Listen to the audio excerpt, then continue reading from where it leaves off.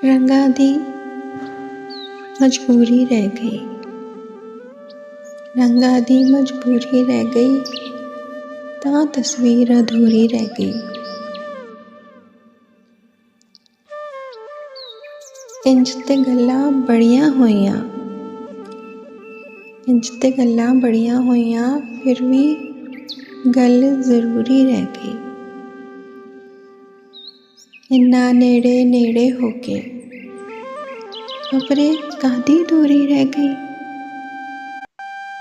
ਹੱਥਾਂ ਉੱਤੇ ਪੈ ਗਏ ਛਾਲੇ, ਹੱਥਾਂ ਉੱਤੇ ਪੈ ਗਏ ਛਾਲੇ, ਪਰ ਸਾਡੀ ਮਜ਼ਦੂਰੀ ਰਹਿ ਗਈ।